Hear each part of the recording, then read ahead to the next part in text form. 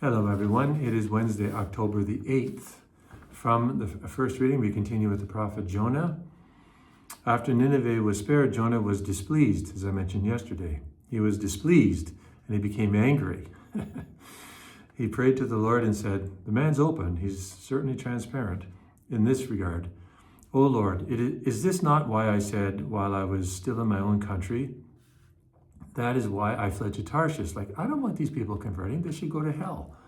They're our enemies. They're going to destroy us. They should go to hell. They deserve it." And you see, we're very narrow in our thinking.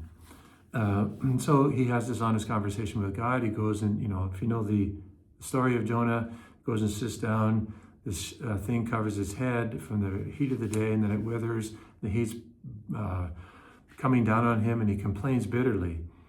Because the plant dries up, and God says, "You're concerned about yourself. You're going inward, Jonah. You are concerned about the bush for which you did not labor, and you are not concerned about Nineveh, that great city with 120,000 souls. Do you realize how inward, selfish, narcissistic you are, and how God loves all of His children?"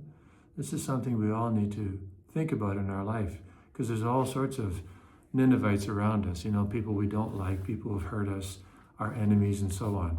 Think about where God desires them to be. Doesn't mean we'll be buddies, but we can certainly pray for their conversion, pray for their that one day they can be in heaven. Okay, over to the Gospel, Luke chapter 11. When Jesus was praying in a certain place, and after he had finished, one of his disciples said to him, "Lord, teach us to pray as John taught his disciples." What a great request. It's not a question, it's a request. He's their teacher, he's their rabbi, they are his disciples. Are you a disciple of Jesus?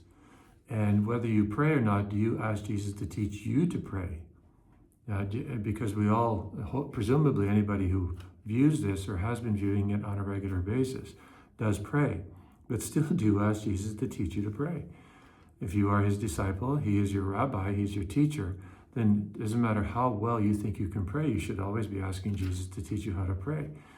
It's a disposition of the heart, where we want to learn. We don't think we have it all sort of wrapped up. We're perfect, in our acquisition of all the things we need for perfect prayer. No, none of us are.